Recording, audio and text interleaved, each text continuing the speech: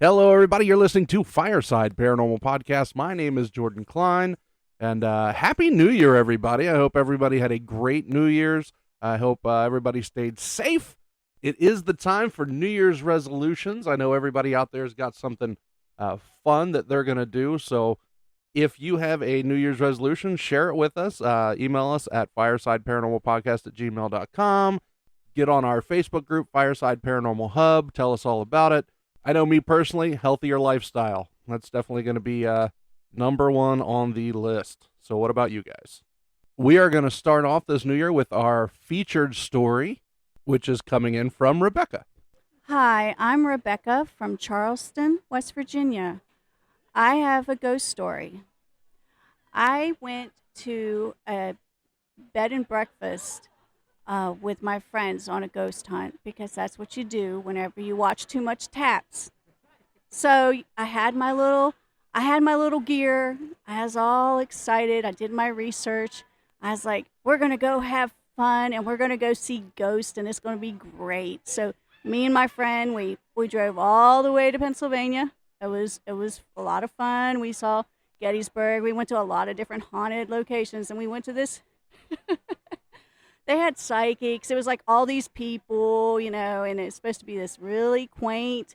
Everybody was going to be, all the ghosts were going to be nice and friendly, and they're going to be their little, they're going to be a little family that lived there all their lives. And I was like, this is going to be great. This is going to be so much fun.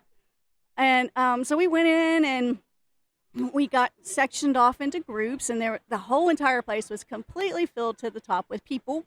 So I'm like, we are not going to see anything. There is nothing going to happen. There's going to be so much background gobbledygook. It's going to be dead. It's going to be so dead. So they had some expensive equipment, and they were letting us practice with it. We did, we had a psychic in each group, and that was communicating, blah, blah, blah. So the first room, we sat down, and it was like a little fireplace and a little table, a little couch, and there was at least 10 ghost hunting people and the little psychic. And the psychic started talking to this spirit that was in the room, and it was a child. And I started getting chills, and I started thinking, well, there's an awful draft over here. So I got my little tush up, and I walked over to the other side of the room.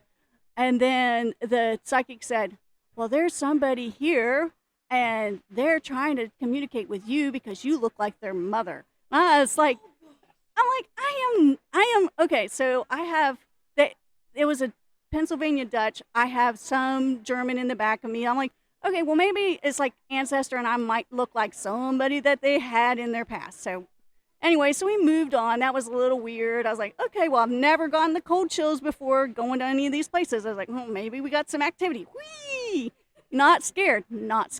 Having fun, looking at my friend going, that was weird. And she was like, yeah, I know you looked scared. I was like, I wasn't scared. This was fun. I had fun. It was great. So then we went into the next room, and I had prepared myself with all my Pennsylvania Dutch knowledge, and I had played a little music. Everybody got to participate, and I played a little Pennsylvania Dutch music thing that I had researched and stuff. And then I thought I saw a cat run across the room. I'm like, did anybody see a cat? They're like, no. I'm like, well, you know what? It's probably the shadow. Car going by. Fine. I was like, okay, nobody is experiencing things like me. I must be, manifesting what I want to see.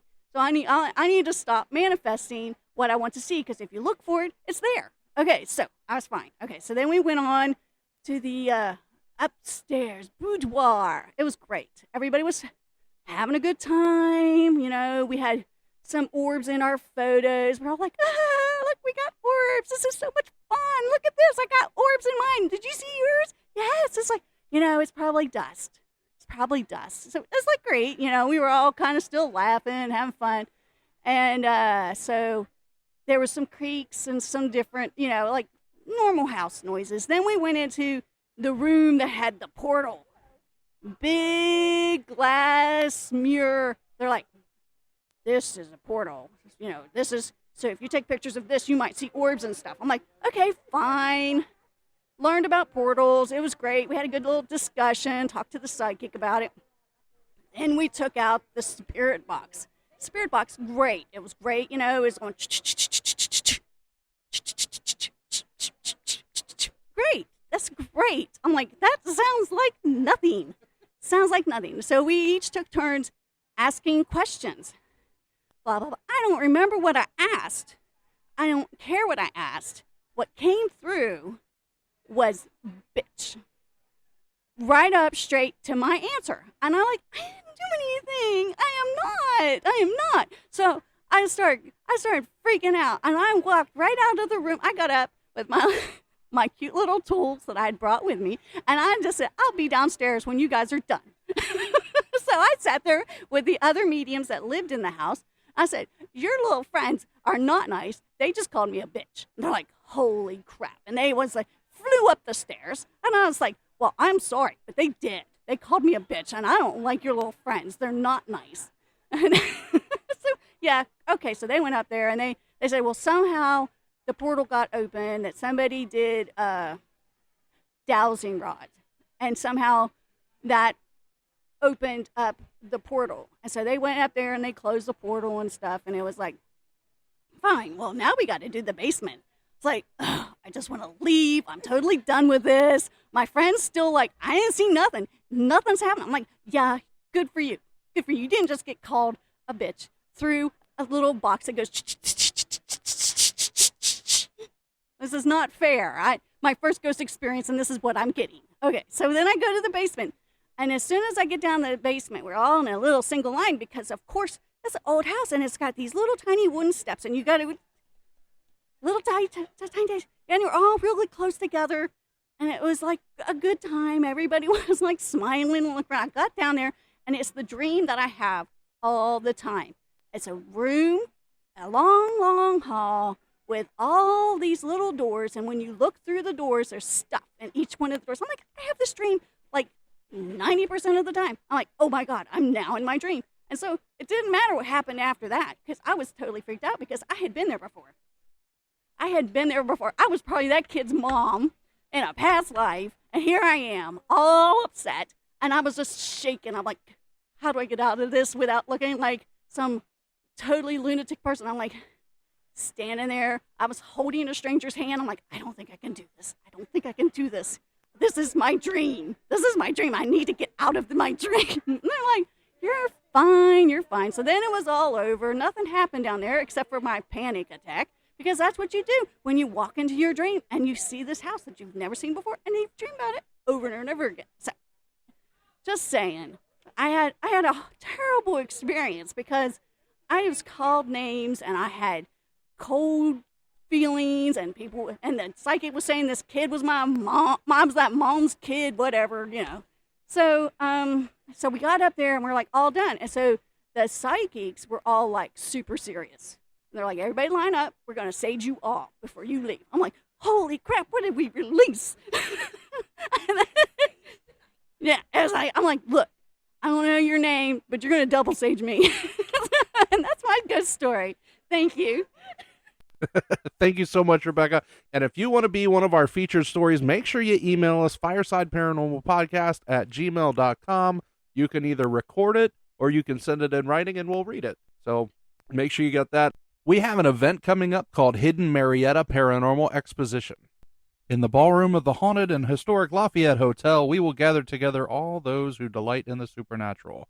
From hands-on activities to speakers teaching you the secrets of haunted objects and locations, they have a unique array of creepy creative merchandise and a lot of things to experience and learn. There will be tours of the Lafayette also available. Advance tickets are $12 per person. Tickets at the door are $15 per person. And this event is coming January 29th, 2022. And that is going to be an earlier show. It's going to be 11 a.m. to 4 p.m. I'm going to have a table set up to record your stories. It's going to be a lot of fun. Do a little meet and greet. Can't wait to see you guys there. All right, I want to get to our guests today. We have Jose and Angel Gonzales. We're going to be welcoming them back to the show. They run FOG, the Paranormal Hunting and Observation Group. They are podcasters. They call it the Fogcast. Lecturers, investigators, and they really wanted to share something about the beginning of this year. So, guys, you with us? We're here. Hello. Hey, I know, Jose, you really had a passion to start this year off with us. You had some things to share, so. Sure. But first off, I was telling you offline, we were talking about how I like to write a lot, and I'm also working on a future book, which most people do in their experiences and all, but I found this quote, and it's kind of like a little writing I found a while back, and it stuck with me like most do. So if I could read that really quickly before we begin. Absolutely. Mind you, it has an unknown author, so no one really can claim it, but I wanted to share it with people. Some people might have heard it before. It says, "The most beautiful thing we can experience is the mysterious. It is the source of all true art and science. He to whom this emotion is a stranger, who can no longer pause to wonder and stand wrapped in awe, is as good as dead. His eyes are closed." So when you think about stuff like that you come across, you can find so many different meanings in it. And it's kind of like what Angel tells me too. You have to kind of go into yourself and see how things pertain to you in this life, what the meanings are. People talk about dreams that they have. And they say, what does my dream mean? And there's probably 1,000 books written about dreams, right? Oh, yeah. And dream interpretations and things like that. I wanted to start off a little bit today about the dream. We all dream for a better world. We're all in a thing right now that's, some people it causes fear, and others, we just stand our ground. That thing is called faith. Mm-hmm. And faith is the foundation of our life, of our work that we do. You know this, you do this. Absolutely. So you understand that, and a lot of people out there do as well. When it comes to dreams, what I'm starting to notice, and this has been recent, a lot of us in the workplace and in family and all have begun to start having a lot more dreams about the world and things they're seeing during that time. And just for example, a couple of weeks ago, I went to work, and we're all in the medical field there, and we're pretty tired as it is. And so people are getting lack of sleep because we're working a lot more harder shifts, trying to take care of people with the pandemic and all that going on. And it was funny that morning. I was like, man, I told one of my coworkers, I'm really tired. And he said, me too. And then about a few other people chimed in throughout that morning. And yeah, I had some bad dreams. I said, so did I. And we started talking about that. And I said, yeah, my dream was where I was walking up this valley, and these kind of looked like that area in Utah, like Moab, kind of desert-like. Yeah. And I was following all these other people, and I was trying to stay on this trail, but I had to be careful because I was going around this one.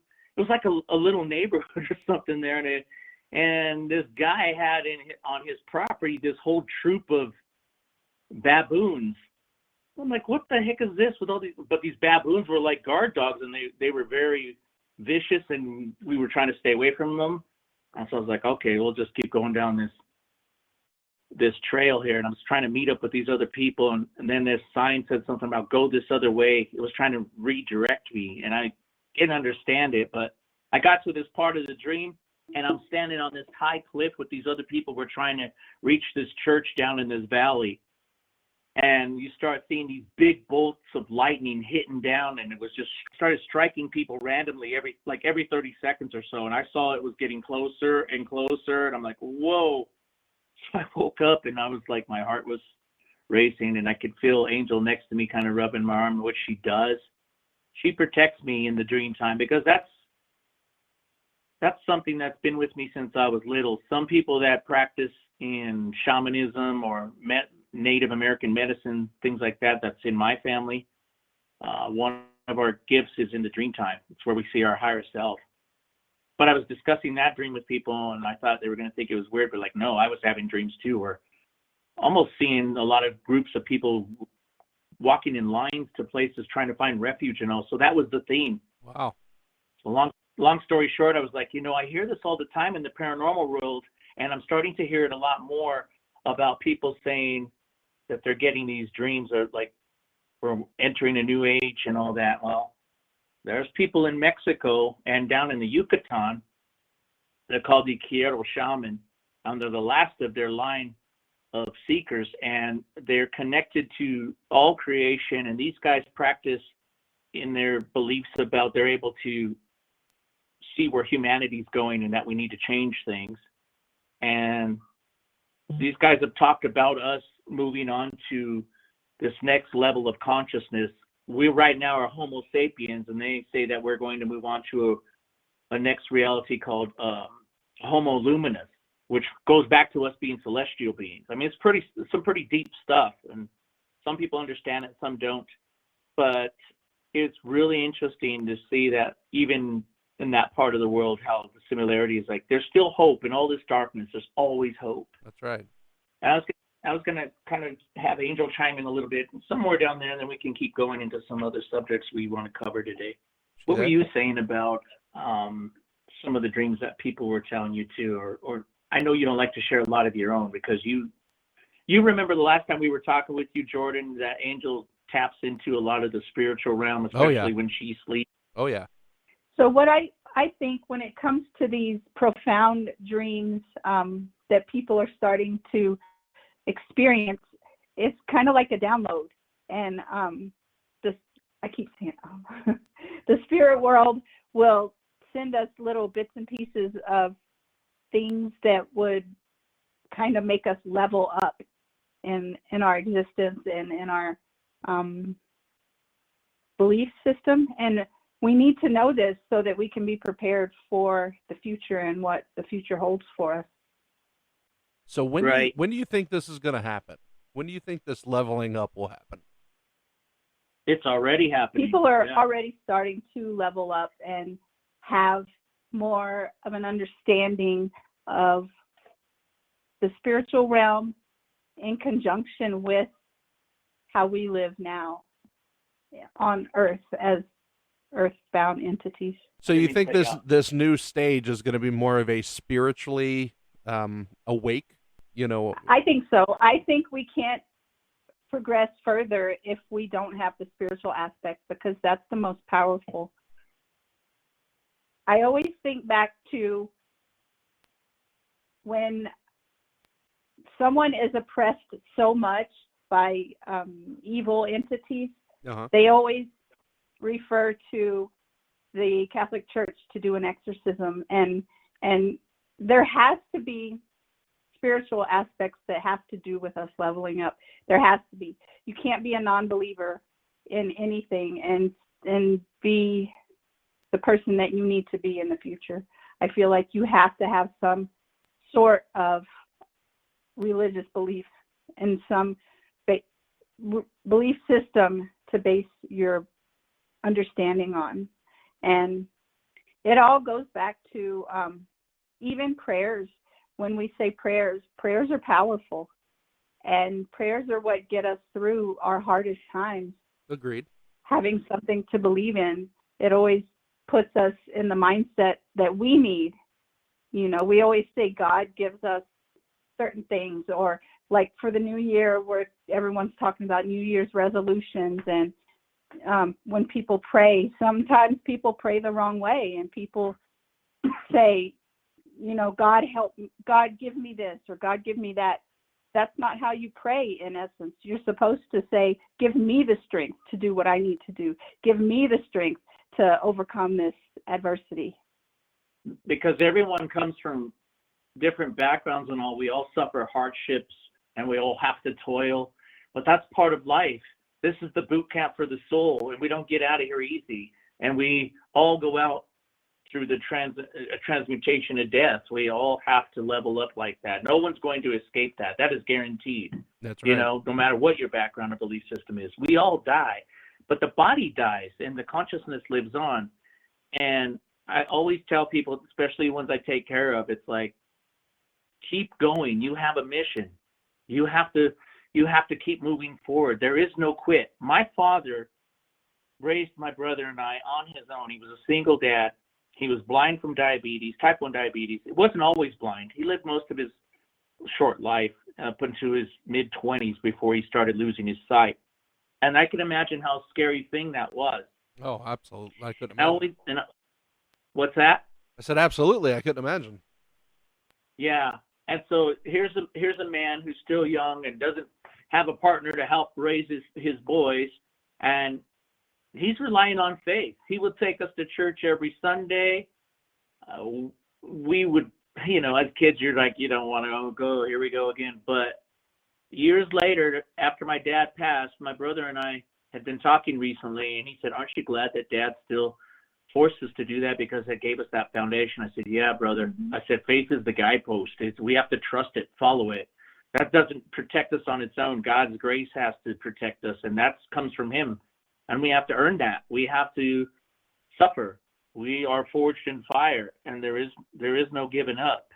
So these people that get into this circle and there's hands reaching down to say, hey, come on, get out of that. Some never come out of that, and that's unfortunate. I'm sure you've heard it in your time too, where people say we're all going to get there, but not all of us are going to stay. Yeah. I mean, what does that mean? I mean, to some of us, we know, and others are kind of like, well, then do I just give up? No, you can't, because we're all accountable. And I think that's where people need to slow down with that, because they'll. And also one thing that we discussed yesterday about death and dying, and do you go to hell or do you go to heaven? Jose has this saying, and he always helps me understand too, that God's not going to throw anybody away. Even last night, Jordan, we were talking and having our meal, and I started thinking about my pops, because we were listening to music. Music is very powerful for all of us, because like we were saying before to you, that it doesn't matter what song that comes on. If you're familiar with it, you will immediately in your mind know where you were when you first heard that and what was going on in your life and what you were feeling. Oh, yeah. And that's how my father and I still connect, from that side of the realm to this earthly realm that you and I and all of us are in. And the song came on, and I just started tearing up, and then I just felt it. It was like, you know what? That creator of the universe, that oneness, that ultimate love, it doesn't throw us away. How could it? How could we just be just discarded like that, like nothing? And I remember hearing years ago when she was still alive, and I went and saw her in person. She was an amazing human being, and that was Sylvia Brown, the psychic Sylvia Brown. And Sylvia always said that she was brought up in a Jewish home, and then she was Catholic, and then she became what they call now Gnostic Christianity, And at that time of Jesus, he was would have been known as like a Gnostic, because he was an Essene, and that's where they come from. And you hear a lot of debate about that, about those scrolls and all the other lost gospels, and people looking for guidance in that. But Sylvia always said, even coming up in these different religions and all that stuff, light is light, love is love, and all paths lead to that. All good paths lead to love. And she said, so God loves us, and he's not going to throw us away.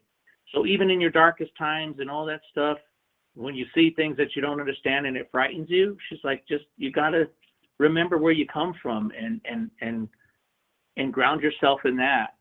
We are friends with so many different people from so many different backgrounds. It's such a blessing, and we don't hold judgment on anyone. Who are we to do that? But with that, talking about blessings, people always wish you a happy new year, have a blessed new year, have a blessed Christmas, blessed this or that. Let's talk about blessings. Anytime we go into the cases that we're on, whether it's a haunting or any type of thing, we always, because of who we are and how we were raised, is we will hold a prayer. We hold a sacred circle of prayer amongst each other. Doesn't matter where we come from, but we keep it to where we're all together and protecting ourselves, because we're going into something that not everyone understands or prepared for, and we are vulnerable. It can take a toll on you. Ask Angel, these gifts that she has, and we all have them, but just different levels. It drains a person. It can make you physically sick. So we have to go in putting our armor up to be prepared for that. And it takes me back to a time when I was telling you about my grandfather. He was from Miyake nation down in Mexico, Native American, and he spoke Spanish, but he was still an indigenous person from Mexico. He fought in the Mexican Revolution at age 15, man. Wow. And I found out on that end of my Grandpa Joe that he mixed Catholicism with Native American medicine. And I always had this draw towards that type of life. I didn't know what I was going to be, because I know that when, especially in Mexico, they call them curanderos or healers. You actually have to earn that title from the people. You can't just say, hey, I'm this and that. Which you see a lot of people nowadays, they say, oh, I'm a demonologist from that. This has to be earned. It has to be a gift from the community of human beings who entrust in you to carry on that work to help them, help guide all of us. Yeah.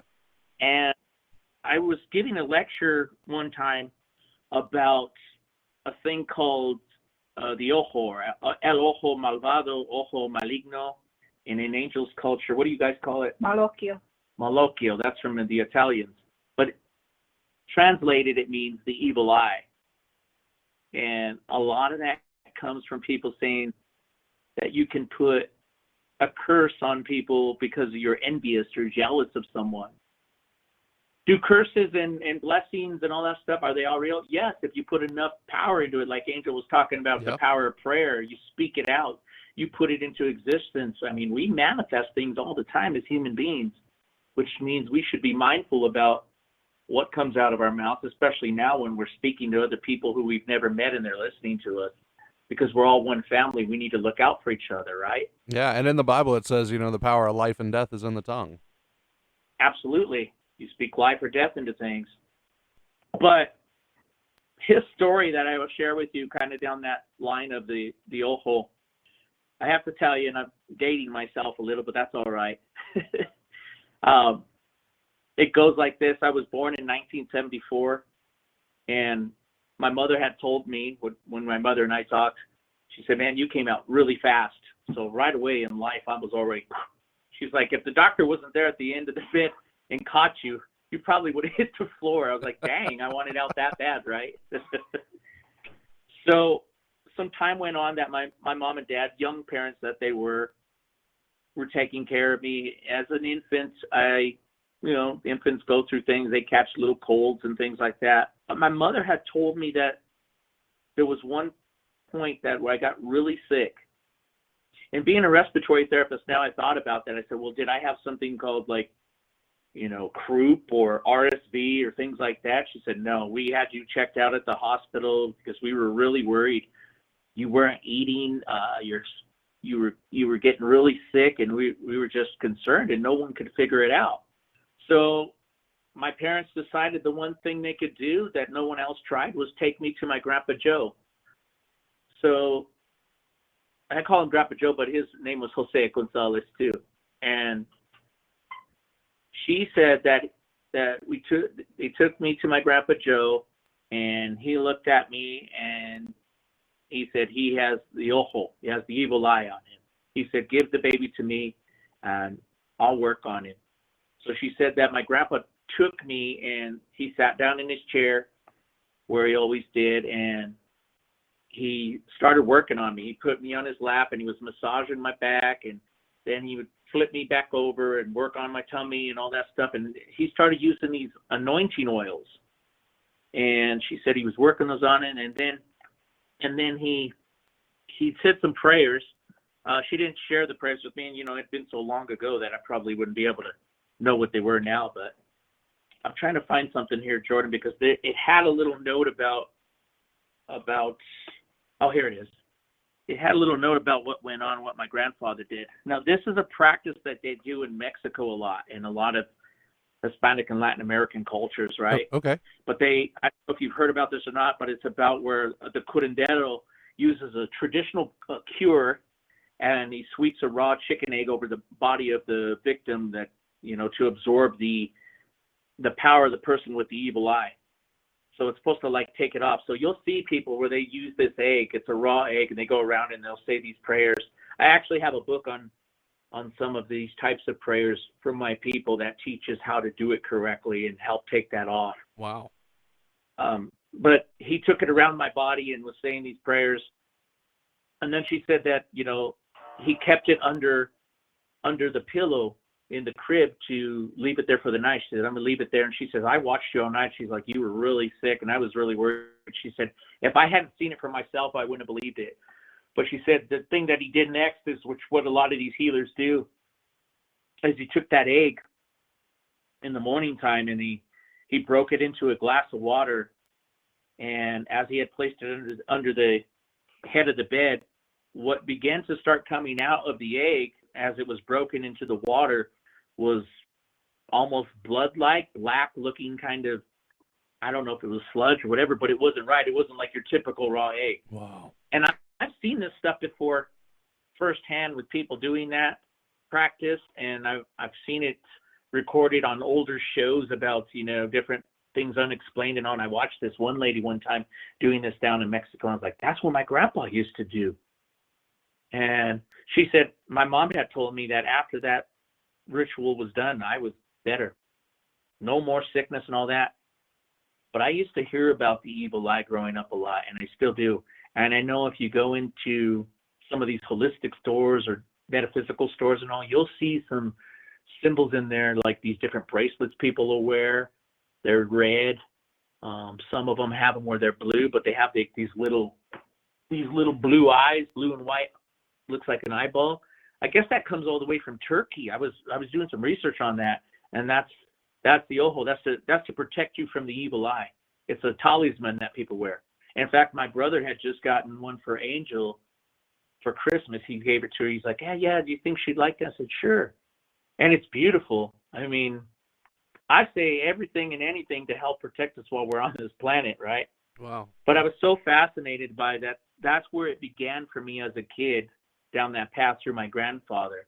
And then I had found out later that my grandma that he was married to, my grandma Epimenia, and her mother, Dona Lencha, they were also curanderas. So I had that from both sides of my family. I couldn't make this stuff up. It's amazing. That's in the blood, and it was around me. And so I practice that now. And here you are in the medical field as well. Yeah.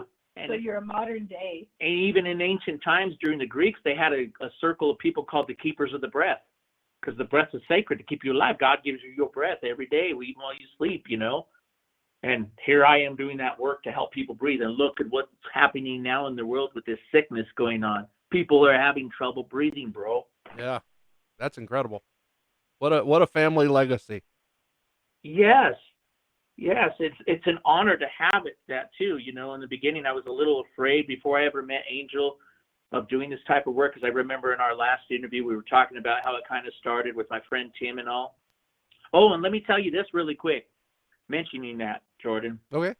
I have been in contact with my friend Tim, who helped me start FOG over 10 years ago. And he's a retired Marine and just an amazing guy. He has Native American blood too. Navajo blood, the Dene blood. And Tim has been sharing some things. We might have to have him come on sometime with you. I think you'd enjoy speaking with him as well, because he was telling me about a grandfather of his on his native side, sharing some things with him about the skinwalkers, some things that people don't know. And he may or may not be allowed to share this, but I want to see if he can, because it was some other things that we haven't heard before from any TV show or anybody else trying to share this stuff of what they really are and what's going on. And Angel and Tim were talking a lot about this, because Angel has that connection to those things too. And man, it was just cool to sit back and listen to them talk about it. I'm like, man, this is new stuff. And I thought of you too. I was like, you're going to like this. We got to talk about that sometime. Yeah, that would be great to hear. And I wanted to tell you again, thank you for bringing us back on this platform. It's such an honor. We're humbled, and we're very glad that you're bringing us on here to share this, because there's a lot of people out there who all have something to share, and you hear over and over kind of the same content and things, and that's okay. But it's also nice to know that people are still doing the field research and also having the personal experiences and doing this type of work. And new things are happening all the time, and people need to be updated and tuned into that. Not just stuff happened that 10, 20, 50 years ago, that they're just finding out now. No, we need to move forward as a people and say, hey, here's what was happening before. This is what scared people. Don't be so afraid anymore. Here's what this means, because we're learning, just like it's all science too, you know. We get better and better, even in the medical field. We know more and more as time goes on. You're right, man. And I do appreciate you guys coming on the show. You know, I had a lot of fun with you last time. I think what most people listening out there don't know is sometimes we record these shows before, you know, they go on. And after we recorded our first show, I think we talked for another 2 hours, you know, afterwards, Yeah. off, you know, off the air. And we had Sarah out here. We just had great conversations, and you know, that was somebody, you know, even Sarah was like, whatever we got to do, that they're part of the family here, so we got to make sure we're including them in everything. So you're a part of Fireside. We are very honored, and you guys are part of our FOG family too, man, because there's a lot of gifted and wonderful people out there out for the same cause, to better human beings together and to get through this thing called life and to what's beyond. And I wanted to tell you on that note, we also wanted to thank your friend Kimberly, who's part of Fireside Paranormal Hub. She's got that American Paranormal magazine coming out. And she reached out to us and said she's looking forward to doing maybe like an article or interview with us, maybe coming in March. Nice. So, I mean, knowing you and being part of this has now connected us to her and so forth. And I did want to tell you that because it's New Year's Eve, my friend Don Monroe reached out to me again last night and said Happy New Year from Montana. And Don is still working on putting that book together, which I'll be a part of as well. I've got to write some personal things in there about different things in the paranormal, because he's bringing 6 or 7 well-known authors together for this book. And I'm like, here I am. I haven't even had my first book out yet, and Don already wants me to be part of something that huge of a project. And he says, hey, I'm an explorer. I don't care about, you know, what people want to do. He says, I just want people to know the truth. He said, that way it knocks the skeptics off their seats. Like, what are you going to debate? This is the truth. So what is that book going to be about? I like that too. What's that? What is that book going to be about? He says about everything and anything. Now, one of the topics is going to talk about Bigfoot and what happened in the Patterson case. Okay. See, Don and I and a lot of other people don't call it the Patterson-Gimlin film. It's Roger Patterson. That's his film. And a lot of people may not like this and all. And I don't really care about hurting anyone's feelings, yet in a way, I don't mean to sound negative, but I just want people to understand that we got to stop worrying about that all the time. Truth is truth, and we need to speak that out, because if you hold up and glamorize other people and say, oh yeah, you were there and this and that, like, then it holds them up on some kind of higher pedestal, and nobody is better than anyone else. And plus, there's an underlying story that needs to be told, and we're not the ones to tell that story. Gotcha. I think that it has to come from Don. Has to come from Don Monroe. Don's in his 70s. He's an Army veteran. The dude was bit by a rattlesnake 4 times within the last year and didn't die. And he's the one that I was telling you, he showed us those pictures from those cave systems he went into down in the Superstition Mountains. That's right. And other places like that. And we just tripped out seeing those pictures. I'm like, oh my Lord, look at this. He's an amazing person. Yeah, he is. And for him to think of us like that, I mean, to include us, I'm like, God sent him our way. It's amazing. Mm-hmm. And when we sat there with him, he could have talked forever too. He's a good guy. And I'm just honored that we get to be a part of it, because I think he's trying to pass on a lot of this knowledge and these things to somebody he can trust, because I felt from him, and Angel felt it too, that he doesn't have much time left on this planet. I mean, you just get to that age and it's like a grandfather saying, hey, I want you to hear and see this and share it with people. And he was, I guess you could say, friends with Patterson and... Oh, yeah. Well, to a point, to an extent. So he was right there along with them, not at the time of the big... Yeah. Back in 1967. And recently, within this past summer, I didn't get to go with him because I remember I told you I went with my honey to go see my sister get married and all. But he and MK Davis came back with some more footage from Bluff Creek in California and had more footprints from there. I'm like, oh my gosh, if I had been with them, I would have been seeing those big footprints myself up close and personal. And some other things happened there too. He hasn't shared yet, but I was like, oh, he's the man. I want to keep going on those explorations too. All right, Jose, can you tell me about the book you're working on now? So the book I'm working on now is a project I've been doing for about the last year or so. You know, I'm a busy guy like other people, but I'm taking my time with this because it's something that I want to share from my culture and from my personal experiences, and also some experiences from my family passed down the lines. And it's titled Fantasmas de Mexico, Phantoms of Mexico. Ooh. And it incorporates stories from legends of Mexico and other parts of Latin America. It also has things that some of my family went into, like stuff they saw with curses and blessings, what we were talking about today, and how that goes in. But I wanted to tell you about one little story, a couple of them anyways. Okay. This first one is about a case that I heard about in Mexico and parts of South America called Los Cadejos. And Los Cadejos are about these dogs. One of them is white and one of them is black, Cadejo Negra and Cadejo Blanco. The white one was created at a time by God to protect travelers in Mexico. You got to take yourself back a couple hundred years when people used to roam the countrysides on foot and all. They didn't really have a lot of animals or livestock and all. So you talk about like during even the times in Europe where people had to travel from little town to little town in the dark forest and all that. So that can be scary for one, just with the human psyche involved in that, right?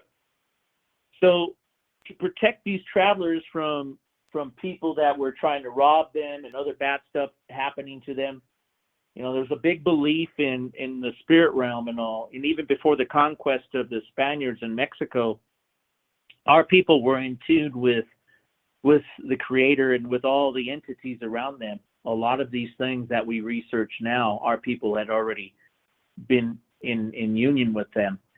And so God creates this, the story goes, creates this white dog-like creature, almost wolf-like. It's real big, but it had like these paws that looked like goat's feet, which I don't know why, but that's kind of like what they said. And it was meant to protect these travelers from harm. In turn, the devil, not liking what God's doing to help protect his people, decides to create his own Cadejo, the Cadejo Negra, the black one. And the black one has the same kind of look, but with the goat-like feet too, but it has red eyes and all that, your typical big black dog with the red coal-burning eyes. Uh-huh.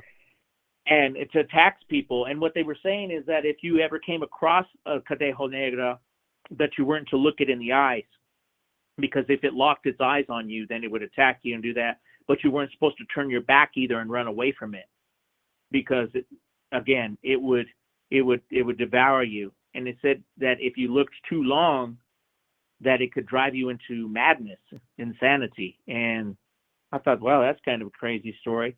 And there's other variations of it and all. So long story short, what led me into bringing up that part about these dogs is I always heard about black dogs and devil dogs in Europe, and heck, even here where I live in Cheyenne, there was even stories about these cases of people seeing up north of town. They ran into this big hound with red eyes. I'm like, what is people doing out here that they're seeing things manifest like that, right? So it brought attention to my brain working about my family, like, how is this connected? Oh, yeah, there was a story that my grandfather shared with us about his father. And I believe it was my grandpa Porfirio. He was my great-great-grandfather. And my middle name is Porfirio, so I'm named after my grandfathers, of course. And I guess at the time back in those days, he used to like to gamble a lot. Another vice he was into was he was studying La Magia Negra, or the black magic, the black arts. The family was concerned about him getting involved in that stuff once they found out, of course, because they were all Catholics.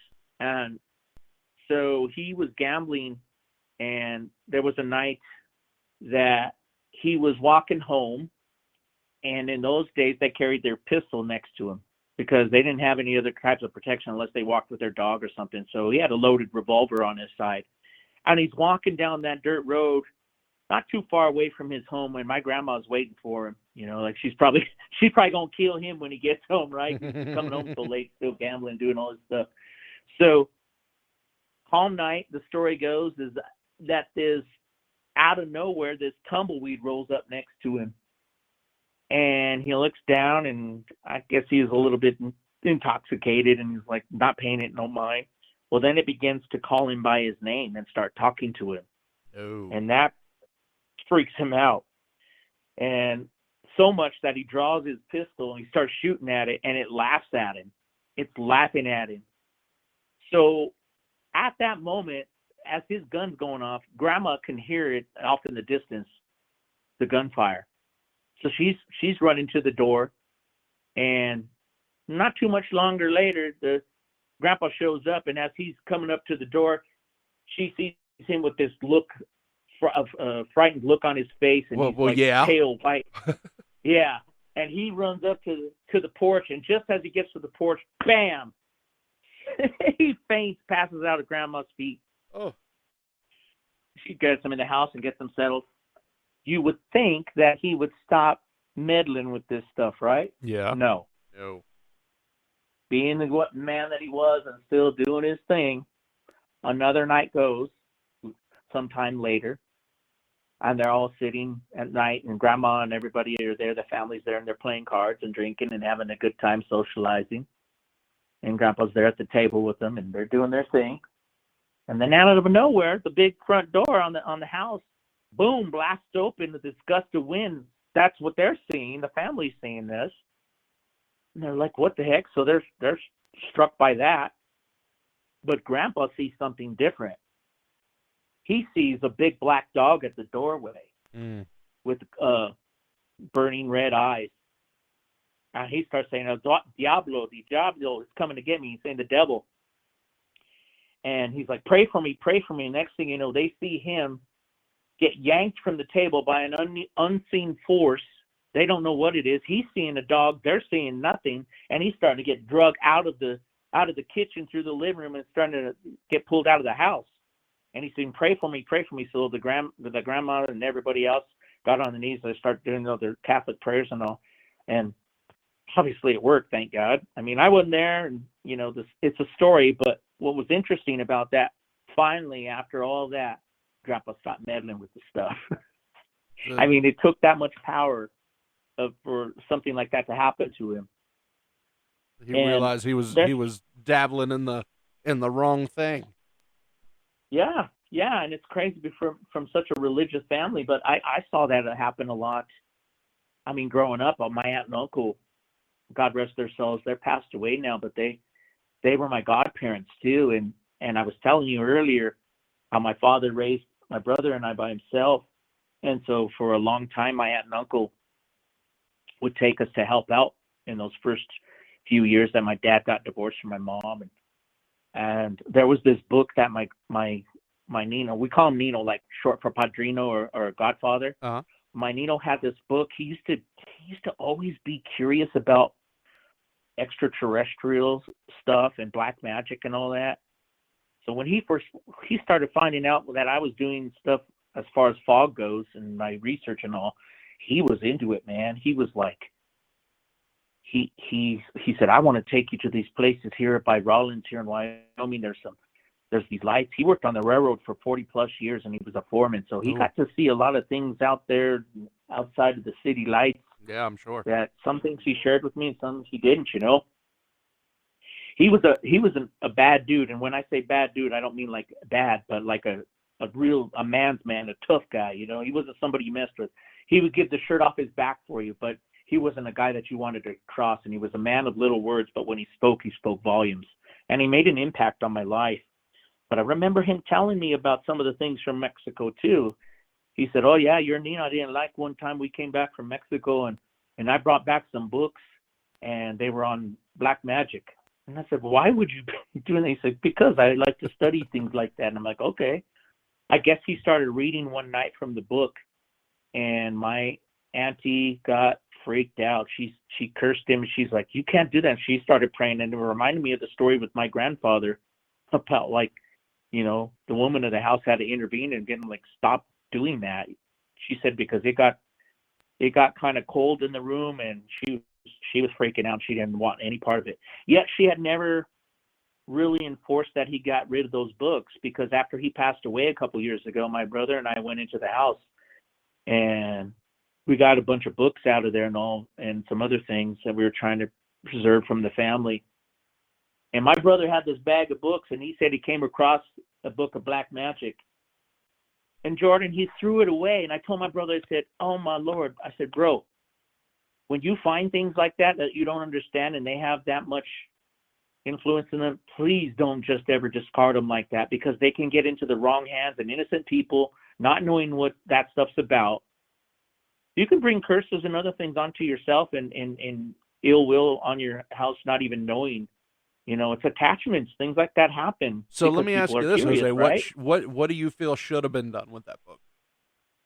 So I have some friends that could help dispose of it. Like, I could have even reached out to Dwayne, our friend Dwayne Claude, and he would know how to get rid of it. John Zappis, Tony Spirit, people that are well known, these other demonologists and people that know how to do it.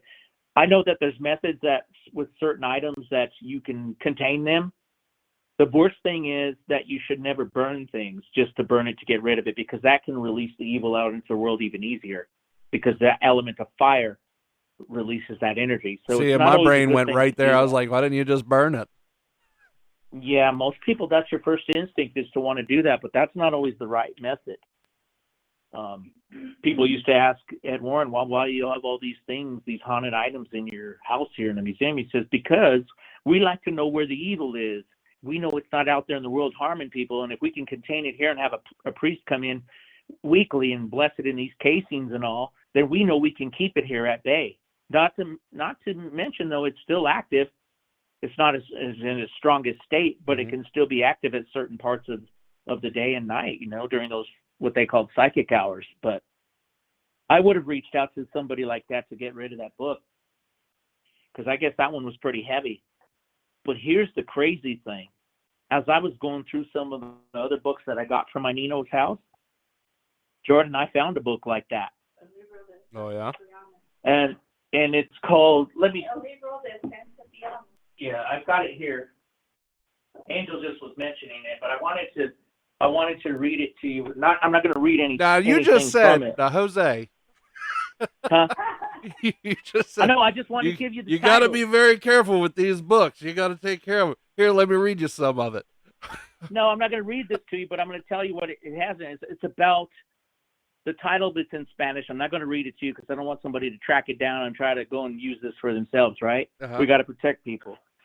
But I wanted to tell you that in Spanish it talks about exorcisms and witchcraft and in incantations and all that. What was interesting about it is when I looked at it, it had all these different drawings and pictures of talismans that look like they come from the time of Solomon. You remember all the things during King Solomon, and he had these different talismans and things where he could invoke the power of angels. Mm. And he was able to actually conjure angels up to do things for him. So he was the wisest man in the world at the time, and so, but wasn't so wise in the sense that he was starting to use things that could actually harm people and for his own selfish ends too. Yeah, he was wise, but he dabbled. Yeah, he dabbled, and that's what reminded me about this stuff here, because I looked at it and it showed all the different infernal type of things and all. I don't read any of it. I don't mess with it, but I keep it here to as a reminder of things like that are out there, and that people should be very mindful and careful about what they get into. I could have threw this away like my brother and just threw it in the trash, but I was like, no. So it's put away too, but that one book that my brother threw out was probably really dangerous, and I wish he had never done that. I said, bro, you should have got it to me. I don't know. Might have buried it in the ground in some known place off in the woods, because we're like where you guys live. There's plenty of spots in the forest that you can, but then again, or some person that's out hunting or doing something just stumbles upon it out of nowhere, and then they get in trouble with it. Some so hunter randomly that's not the right thing to drops do. down with a shovel and just starts digging a hole. Yeah, it's not responsible. There's, you know what I mean? There's movies that start like that. There is movies that start like that. But yeah, when I found that thing, I was like, is this a holy book or is this an evil book? And what was crazy is I thought it came from Mexico. And when I looked on the tag, they still had a little tag on here. And it came from a little store in Greeley, Colorado, which is no longer around. But I was like, oh, wow, this wasn't too far away from where we live. And they were selling stuff like that. Wow. Yeah. So it doesn't. Close to home. It doesn't surprise me. We go into some of these Mexican shops and they sell things like that too. Now, are you able to tell us any of the other legends from your book? Yeah, there's one that I wanted to tell you guys, but I think I talked with you about some things, two different entities that are down in Mexico. The Owl Witch, La Lechuza. We talked about that, didn't we? Not on the air. Not on the air, yeah. Because I think you and I were just having a little short discussion before we started this. We were talking about a thing like that down in Texas and near the northern part of Mexico, near the Rio Grande. And I talked to my friend Lyle Blackburn about it too, who's a cryptozoologist. He's really well known. We've talked about him before. I asked Lyle about that since he lives in Texas. He says, oh yeah, I've heard plenty of stories about that too. And I did some research on La Lechuza and the Owl Witch, and I won't tell you everything because you should read the book too, and you can still find a lot of other stories that people have written about it, but it's about a lady back in the day who was a curandera, a healer, and people would go to her to get healed because they were sick and they had other ailments and all. Well, the village people got word of this and they didn't like it because they were so superstitious. You know what they do? The witch hunt. And they went after this lady and they condemned her to death. And it's crazy because she was helping all these people. And in turn, they do this to her and they murdered her. They burned her. And before she died, she put a curse on the town and on their lineage and all that and said, I will come back and I will devour your children and none of you will be able to live a peaceful life for what you're doing to me today. Wow. And a lot of these witches and stuff down in Mexico report that they're able to shapeshift into different types of creatures like owls and coyotes and wolves and birds and other things like that, and turkeys and things. And the ones that change into these birds like turkeys and owls and all that, I've heard stories from my family that part of their ritual that they do is they detach from their legs and their body shapeshift into this creature. I'm like, it's hard for me to wrap my mind around that. I'm not saying it's not real or not. I'm just saying it's just hard for my mind to comprehend something like that as actually someone doing that. But the intent behind it, the evil behind it is real. Yeah. Let's just say that for sure. Yeah. That's real. And the harm that they mean to do to other people is real. And the legend goes that she likes to attack drunkards and people that are ill will and all that too, because a lot of the people that rounded her up were drunk and they were just bad people. And so that's who she goes after. And she goes after people's children. So people say if you hear an infant crying outside of your house, do not go out there and look because there's a lot of Lechuza waiting up in the trees to swoop down on you and take you away. And it would sound like an infant? That's the theme with a lot of these different entities down in Mexico, because there's so many other stories of different phantoms and things like that. And the main theme is usually witchcraft, dark arts. Not all witches are bad because there's people that work for God too. I mean, that's going to, with some people, depending on how you believe it, you may not agree with that at all. I'm not putting that out there for debate. I'm just saying that's the truth. There are some people that do good work with what they're gifted. But then there's also people that do stuff for the wrong reasons and actually give their souls away to something evil. And you do the research in that, and you find a lot of similarities that come over from old Europe. from Italy, from Spain, and those start mixing with the culture, the indigenous culture in the Americas, and we begin to start seeing these other things manifest, and creatures that were already there created, or they level up to something else. But that's kind of what I'm working on. I'm also going to put in there what I find is to be the most accurate story, one of the most accurate stories of a legend we call, and you hear it in all Latin America, not just Mexican culture, but in all Spanish-speaking cultures, La Llorona. And just to speak that name, the Wailing Woman, is what it means, scares a lot of Spanish and Mexican families. Really? They don't even want you saying that in a room. Yeah. Like, that's even worse than the boogeyman. And I will tell you, we also have a boogeyman down in the Southwest, even in the north part of Mexico as well, called El Cucuy, our Mexican boogeyman. And that's one of those ones, too, that I was talking about. I give you these names because people can go do their own research, but then when I also get my book out, then you can read our stuff and see what you think about it, because I'm going to be putting the things in there that also come from actual family experiences with it, and it's a little bit different than what's been put out before, because there's a few books by other authors that I've seen that write about Mexican folklore, and yet they're not of Mexican descent. And I'm not saying it does an injustice to the culture, but hey, if I want to go learn about an Italian or an Irish folk tale or something, I probably want to go to the source of the country that it came from too, to find its most truest roots. Yeah. That's just where I would like to go. Now, but how soon or how far away are we from getting that book? I got most of it done, but it's gonna have to. I'm gonna have to find a publisher and all that. I've got some friends that write that were helping me doing some ghostwriting too to get started, just so that I would have my foot in the door and start putting this out. It would be beneficial for us to get it within the next year here, because as Angel and I start making more appearances and we want to do lectures, you want to share that with people. And I also want to be able to tell those stories firsthand, because when I did those down in Colorado and here in Wyoming, brother, it had such a great, what's the word I'm looking for? Good turnout, and just the feedback, and it was received by so many different people. And they were just like, thank you for sharing your culture. I never knew that. And even from my own people, a lot of my own people didn't even know some of this stuff. Oh, wow. As far as to the extent of how far back it goes, and the great detail involved of where these stories' roots come from. They just heard their own story and their own version, and it was like, my uncle so-and-so said he did this. I'm like, that's not where that came from. So I really want to teach the culture more to people as the way it should be taught.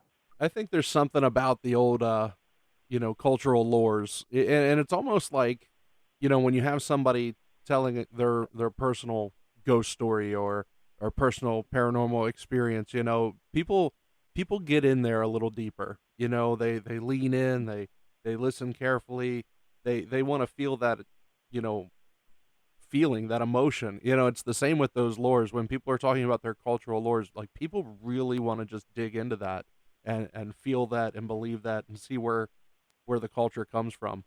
I have it's that personal connection, I think. Yeah, big time. It is a personal connection. I have some folks that will be on the show, hopefully within the next few months, that they have a book about the legends of Belize, and it's very similar to that with their personal family roots there. So there's definitely a network there for you to dig into that, because it's wonderful. I'd like to do another show with you sometime, to where I can actually share some of these stories in more detail, some personal ones I would like to share with you. Kind of like the little one with the dogs tonight. I would like to do more of those with you. I think people really like to hear stuff like that. They do. They can't always pick up a book and read it. Yeah. Well, some of us ain't good readers. Yeah, some of us need to learn to read. That's right. Don't make fun of anyone, Jordan. We're gonna get us cursed. I'm not, but I'm from West Virginia. We ain't all good readers. Everywhere. You should see my notes. I don't even know how I read. You guys on that part of the country too. I've done a lot of studies there, even when I visited like Tennessee and Kentucky and all that, and I just fell in love with that region, the Appalachians and the Ozarks and the boogers that are out there. Hey, oh Lord, I'll tell you what, that struck home. There is more paranormal stuff in these mountains than I think anywhere else in the world, and I mean, they're old. These mountains are old, and with them comes a lot of culture. I mean, like ancient culture. Like this area here has the Adena Native American tribes, and it's 2,000 plus years old. You know, so there's culture and lore here and belief systems that are thousands of years old in these mountains. It's pretty wonderful. That's what I'll be sharing too, some stuff like that in my book. When I started it out, it starts with 300 BC all the way back to the Mayan and Aztec times.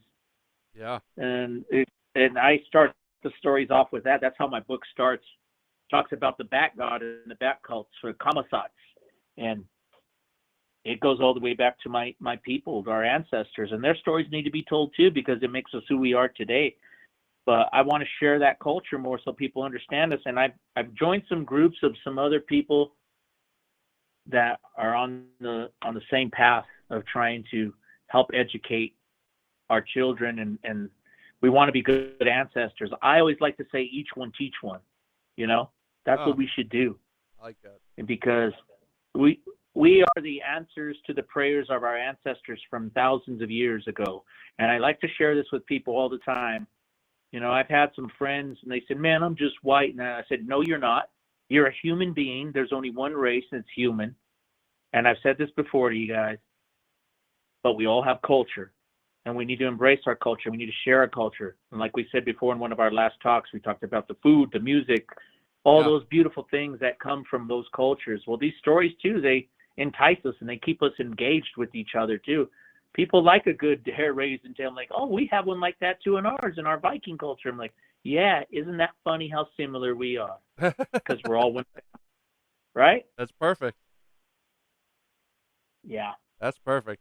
Yeah, guys, I know we are out of time for this week. We will have you back. Like I said, you know, you're part of the crew here. And I think it would be nice to have that show where it's talking, you know, more of those stories of the lore. I think that would be a fun show. Yeah, and there's some things that I was asking Angel if she'd be okay with sharing about how she grew up in Texas and some of the things, because I always asked her about that too. I was interested, like how she came upon her gift of having that mystical insight, and how she was raised by her daddy too. He was a single father.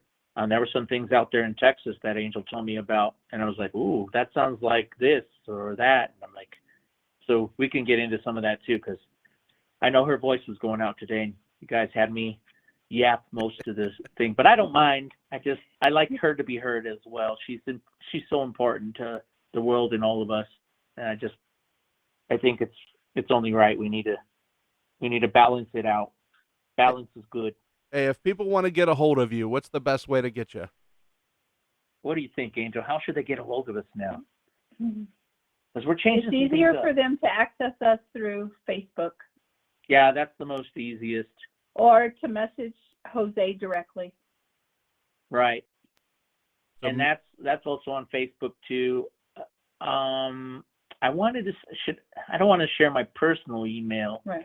But if they message us on Facebook, we have a messenger on there, and I see it a lot. I monitor it daily. So, you know, if we don't get back to them right away, we will within 24 hours or so, because we don't want people to be left hanging if they got a concern. And we'll reach out. We still go help people.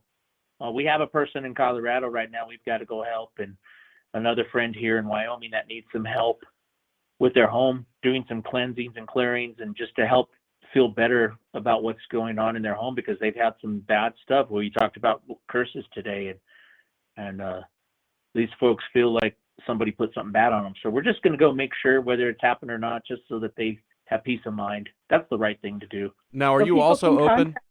Are you also open to having you know, let's say somebody has a cultural story, you know, that they want to share with you, maybe for, I don't know, inclusion in your book, or something to just talk to you about to see if it's still part of their culture, you know, to verify. Are you open to that as well? Absolutely. We have interviewed a couple of people in regards to Jose's book, and we're always looking for more stories to tell. Awesome. Yeah, because in the beginning, before I started writing, Jordan, I was sharing some of those stories, firsthand accounts that people would share with me on Bigfoot creatures and UFOs and other things like that with some of my friends that already write books. I'm like, you know what? I'm writing now, and these people are coming to me, and I'm interviewing them firsthand. I'm going to start putting them in my own books. Mm-hmm. It's time. And now that we have a platform to reach more people, everyone wants their story to be told, and I think we should honor that. That's right. Yeah. That's right. That's perfect. So with you helping us on that too, that we are very grateful for this as well, and fog merging with some of the things like folks with yourself and all that. It's a big deal, and it's important. It brings that unity of human beings. People say para-unity. I said unity as a family. Stop giving it special titles and all that stuff. We're one family, you know. So people can reach us on our Facebook page, and it's FOG, Paranormal Hunting and Observation Group. PHOG. Angel had an Instagram, which was PHOG LLC, but we're not really getting too many hits on that because we had a site on there that was under Paranormal Hunting and Observation Group, but it never got taken down, so there's some confusion. So we don't even deal with Instagram anymore. Okay. So it's mainly Facebook. We have more of a following on Facebook. We're going to be updating a new email. I don't even want to give out the current email anymore for Enter the Fog because it's not the one we're going to use anymore. We're going to create a new one where people can message us directly like that as well. It'll make it a little easier for you, especially with the new platforms you're on. I might even share a phone number later on in another interview or something that they can reach out if they feel better just calling us too. But you have to be careful with a lot of that stuff. You have yes, sir. Some people that call you 3 a.m. and you're like, oh Lord. Hey, time zones are a real thing. That's true. And one more thing with time, my friend, and then I'll let you go. Go ahead. There's a saying in Mexican culture, a couple of sayings in Mexican culture. These are proverbs, you know. Everybody has proverbs. This one says, life is short, but time is long. Mm. And the other one goes that to live is to dream, but to die is to awaken. And that speaks volumes. You think about that. We all are connected in that way. So with that, we want to bid everybody, again, a happy new year. Please be safe out there. Happy, healthy, and safe. Take care of each other. Do the right thing when you can. We all fall, but we all get back up too. And we're out here for everyone to reach out to when they can. If we can help in any way, we'll try to do our best to do that. And God bless you and your family, and enjoy your family today, Jordan. And thank you. We hope to talk to you real soon, and let's get some more shows going. It'd be great to share some more stuff for people. Absolutely. Y'all have a great day. Have a good day. All right, my brother. And with that, the fire is out. Thank you guys so much for joining us again this week. I want to remind you guys to check us out on all of our social networks. The Facebook group is Fireside Paranormal Hub. Make sure you check that out. Instagram, TikTok, Twitter. The Twitter handle is Fireside Parapod. Make sure you join it on there. I know Jose talked about the American Paranormal Magazine that's going to be starting up soon, and they decided to do a full page on the show. So this first issue that's going to be coming out will be highlighting the show, so make sure y'all grab that. Remember, we have our Patreon, patreon.com/Fireside Paranormal Podcast. Make sure you join that. We have our Discord server. To be a part of that, you got to join the Patreon. And, of course, our website, firesideparanormal.com, where you can get all the updates on the show. Got all the episodes on there, and the merch page. We're constantly trying to pull out some new stuff there for you. Here's another thing. If you could, I know a lot of you folks are listening out there, could you rate the show? I know with all the algorithms that all these podcast sites have, the more you rate it, the more it goes up. So I really, really, really would appreciate y'all to rate the show. And make sure you give us some feedback. You know, firesideparanormalpodcast@gmail.com. I'd love to connect with you guys and find out what you think of the show. So until next week, everybody, don't be afraid, only believe.